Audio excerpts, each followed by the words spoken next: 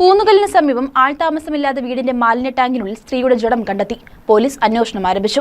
വീടിന്റെ ഉടമയായ father Mathews Jacob കഴിഞ്ഞ ദിവസം വീട്ടിലെത്തിയപ്പോൾ വീടിന്റെ പുറകിലെ വർക്കേരിയുടെ ഗ്രില്ല് തകർന്നു കിടക്കുന്നത് കണ്ട് ഊന്നുകൽ പോലീസിൽ പരാതി നൽകിയിരുന്നു. ഇന്ന് വീണ്ടും ഇവിടെ എത്തിയപ്പോൾ ദുർഗന്ധം വമിക്കുന്നത് കണ്ട് ഫാദർ മാത്യൂസ് പോലീസിൽ അറിയിച്ചതിനെ തുടർന്ന് നടത്തിയ പരിശോധനയിലാണ് മാൻഹോളിൽ സ്ത്രീയുടെ മൃതദേഹം കണ്ടത്. ഇതുമായി ബന്ധപ്പെട്ട് മുഴുവൻ വിവരങ്ങളും സമയബന്ധിതമായി പോലീസിനെ അറിയിച്ചിട്ടുണ്ടെന്ന് വീട്ടുടമയായ ഫാദർ മാത്യൂസ് ജേക്കബ് പറഞ്ഞു.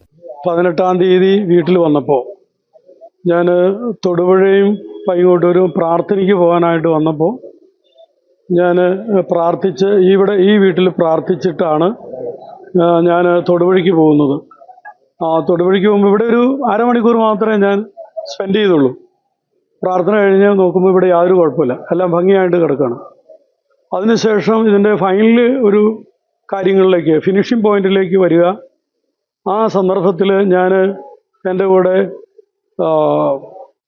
ഈ മെയിൻ്റനൻസ് വർക്കുകാർ എന്ന് പറയുമ്പോൾ ഇലക്ട്രീഷ്യൻകാരുണ്ട്, അതുപോലെ തന്നെ പെയിൻറ്റിങ് അടിക്കാനുള്ളവരുണ്ട്, എൻ്റെ സുവിശേഷകരായ എൻ്റെ കൂടെ ദീപക്ക്, അങ്ങനെ എല്ലാവരും കൂടെ വന്നു കഴിഞ്ഞപ്പം കണ്ട കാഴ്ച ഞാൻ ഔട്ട് ഹൗസിൻ്റെ അങ്ങേ ഭാഗത്ത് താഴ് തകർത്തിട്ടിരിക്കുന്നതായി കാണുവാണ്.